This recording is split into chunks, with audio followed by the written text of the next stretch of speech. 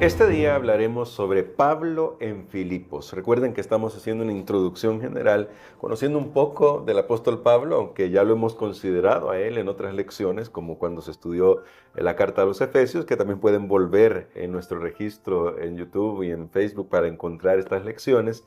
Pero ahora también es importante ver cómo estas circunstancias en Filipos, lo que Pablo hizo en Filipos, también moldean un poco lo que finalmente después él va a escribirles a ellos cuando esté en prisión. Así que vamos a orar pidiendo la dirección de nuestro Dios para nuestro estudio de hoy.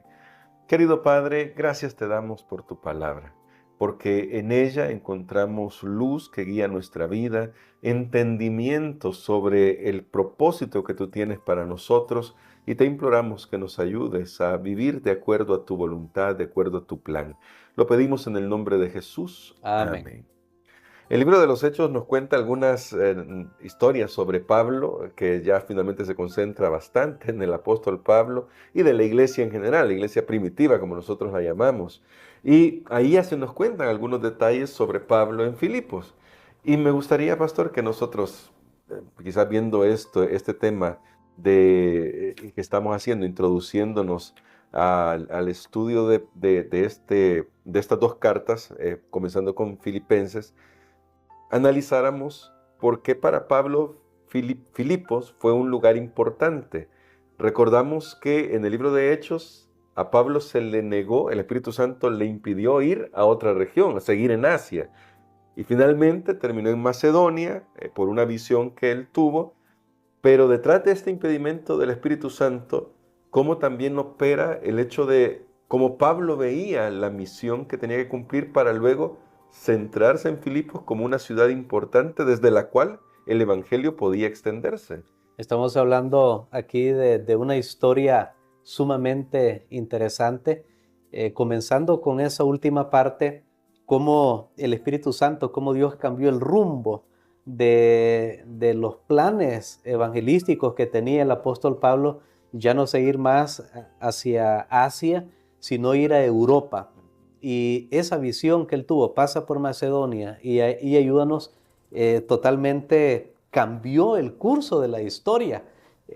Hay actos que parecen pequeños, pero que tienen grandes consecuencias. Así fue que el Evangelio llegó a Europa. Todos sabemos en la historia pues lo que ha pasado, cómo el cristianismo se arraigó en Europa, luego pues hubo problemas en el cristianismo, hasta que finalmente ha llegado el Evangelio a nosotros ahora. Lo estoy diciendo así de una manera Rápido. sumamente escueta, rápida, pero cómo Dios realmente tiene planes y propósitos. Por eso yo siempre digo que cada vez que el Evangelio llega a un lugar tenemos que aprovecharlo, Amén. porque no es casualidad. Recordemos que Dios está trabajando aquí en territorio enemigo, y si por el diablo fuera, Él no quisiera que jamás que ninguno de nosotros estuviéramos aquí Sí. compartiendo el Evangelio. El diablo quisiera que estuviéramos perdidos en otro lugar. Pero para Pablo llegó a ser esta ciudad bien importante por la manera como llegó el Evangelio. De hecho, la carta a los filipenses no muestra ningún tipo de corrección para la iglesia de Filipo, como lo hace él en Corintios, como lo hace él en otras cartas. Parece que siempre hubo una bonita reacción, aunque estudiando ya para la lección de este trimestre, me doy cuenta que, por ejemplo, lo que él dice a los filipenses en el capítulo 2, ya pues en vosotros este sentir, es que algunos estaban comenzando como a exaltarse en la iglesia, a engreírse. Pero bueno, eso lo vamos a continuar descubriendo a medida estudiemos. Pero es bien interesante. Pablo le tuvo mucho afecto por la manera como el Evangelio había sido predicado en ese lugar. Era una obra directa del apóstol Pablo, y Filipo era una ciudad que había sido fundada por el padre de Alejandro, Wow. el padre de Alejandro Magno, Sí. Felipe II. Entonces él puso el nombre a la ciudad para recordar pues su propio nombre, ¿verdad? Cosa usual a veces en los gobernantes.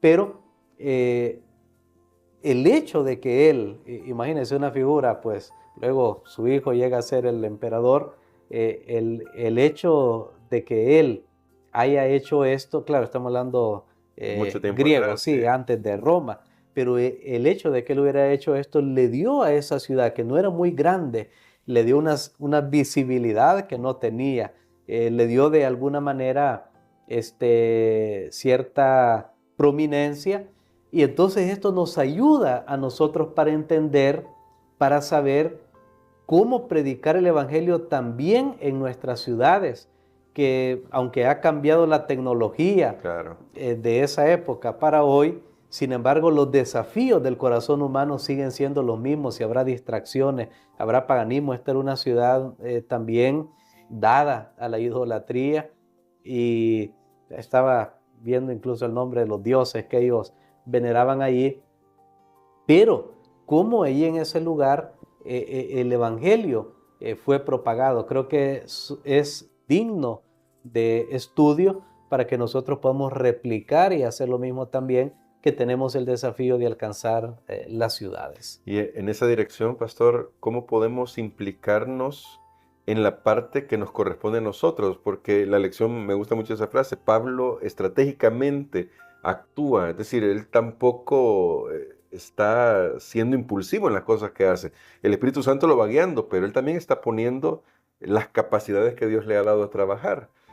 ¿Cómo nosotros podemos usar nuestras capacidades también para poder planificar sin, claro, poner a un lado el Espíritu Santo, que también es un peligro?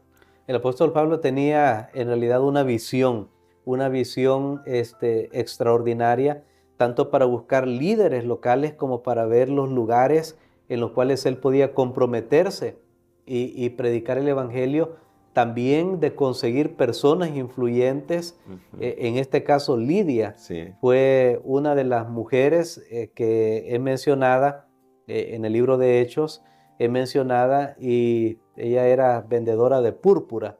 Eso le generaba a ella recursos que servían para sostener la causa del evangelio.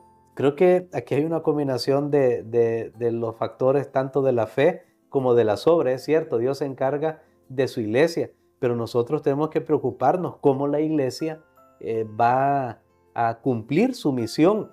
Y sabemos que la iglesia también necesita, para cumplir su misión, necesita recursos, sí. recursos de diferentes índoles. Y esto no puede ser realizado sin el apoyo sustancial, sin el apoyo económico. Pero Dios siempre pondrá personas. Si nosotros lo buscamos a Él, Dios pondrá personas que se van a encargar de esto también. Y no tenemos que pasar eso por alto. No, pensar, Dios se va a encargar de su Ya, obra, ahí que Dios vea cómo hace, ¿verdad? Creo que no es así siempre. Lo dijimos el trimestre pasado. sí. Siempre Dios busca personas. Aquí en este caso estaba Lidia. Ojalá que nosotros seamos también de esas personas que nos preocupamos por el financiamiento de la predicación del Evangelio. De hecho, esta iglesia en Filipos le siguió ayudando al apóstol Pablo, aunque él andaba en otra gira misionera. Parece que siempre fue una fuente de apoyo económico para él, y esto realmente es maravilloso. Pero Pablo tenía una visión estratégica. Hablaba con personas que luego iban a ir a otra zona, establecía líderes en el lugar para cuando él se fuera, ellos pudieran continuar con la predicación del evangelio. Buscaba personas que pudieran financiar también la obra. Entonces vemos toda una logística. Aquí Sí, prácticamente la organización de la iglesia estaba naciente, sí, y no hay una estructura como la que nosotros gozamos ahora. Y entonces esto quiere decir que prácticamente todo recaía en una sola persona sí, sí. que ahora tenemos, ¿verdad? Bueno, este es el financiero, este es el secretario, este es el otro, y este se encarga de esto, este es el departamental. Ahora, el apóstol Pablo veía todo esto, prácticamente él, y claro, se iba reproduciendo en otros líderes, pero aún así, él llegó a decir que en su época el evangelio había sido proclamado a todo el mundo conocido de ese entonces. ¿Cómo lo hicieron ellos? Bueno, dedicaron su vida sin reserva al Señor, y a través de la habilitación del Espíritu Santo, ellos pudieron impactar al mundo. Amén. Y finalmente, pastor, porque esto me llamó la atención. En el libro de Hechos, en el capítulo 9, hablando de la conversión de Pablo y hablando de lo que luego haría Pablo, aquí ya vemos cómo el apóstol está creciendo en su ministerio, lleva el evangelio, como ya lo dijo nuestro pastor, a todo el mundo conocido, ¿no? A lo que él podía alcanzar. Pero en el libro de Hechos, en el capítulo 9, en el versículo 16, 15 y 16, aparece un pasaje que a mí me ha sorprendido bastante, pastor, porque dice de la siguiente manera: el Señor le dijo a quien iba a ir a buscar a Pablo, a Ananías: ve, porque instrumento escogido me es este para llevar mi nombre en presencia de los gentiles y de reyes y de los hijos de Israel. Y eso suena muy lindo, es una gran misión. Y de hecho fue un gran llamado el que Dios hizo a Pablo. Pero lo que me sorprende es lo siguiente, pastor: Mm. porque yo le mostraré cuánto le es necesario padecer por mi nombre. Y esto, unido a lo que ya decíamos los 2 días anteriores, ¿qué nos dice sobre lo que Pablo ya entendía que iba a ser su vida como fiel siervo de Jesucristo, pero quizás ya no para Pablo, sino para nosotros? ¿Qué nos dice sobre cómo debemos aprender a enfrentar la vida? Aquí tenemos un pensamiento asombroso. Vemos el balance que hay entre la predilección de Dios, Sí, porque Él dice, instrumento escogido me es este, y la libertad humana, porque es cierto, Dios escogió a Pablo, lo conocemos más como Saulo, sí, ahí, con ese nombre hebreo, antes de su conversión, se enfatizaba más ese nombre.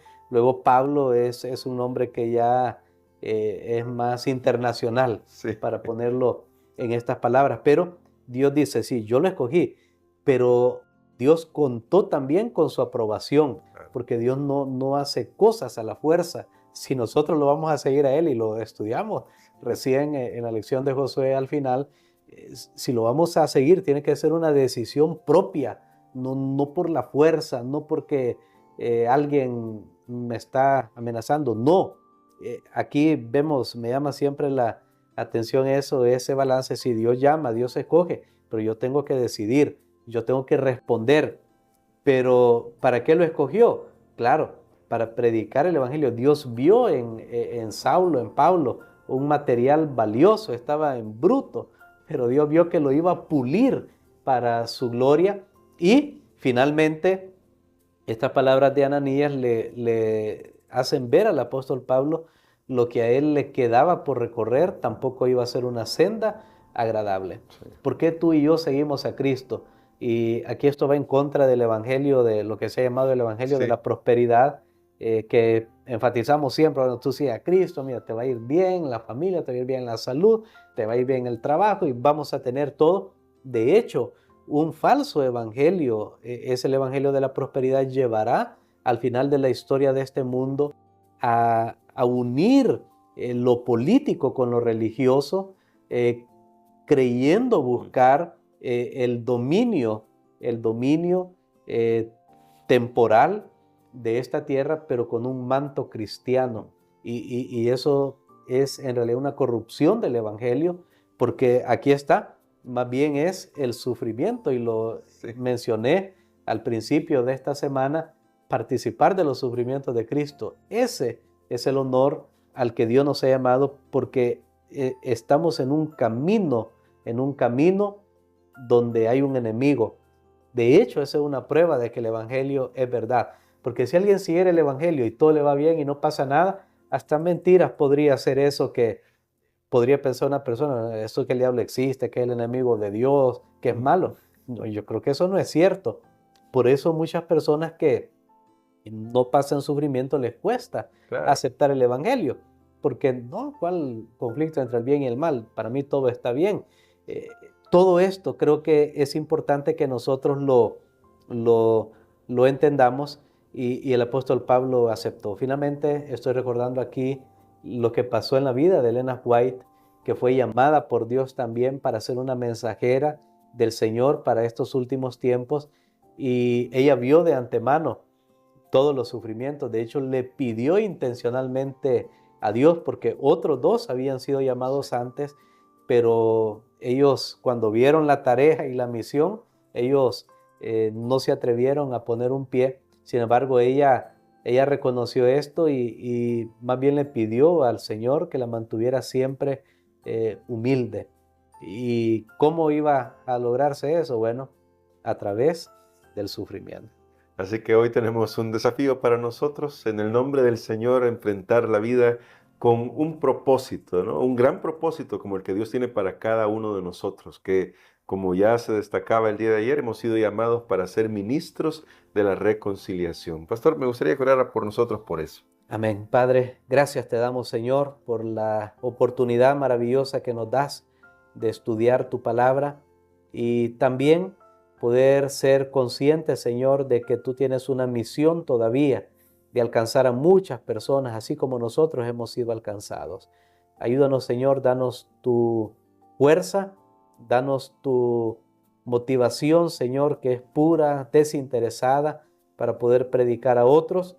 Y al llevar tu palabra, Señor, si participamos de los sufrimientos, ayúdanos para soportar valientemente. Lo pedimos en el nombre de Jesús. Amén. Amén.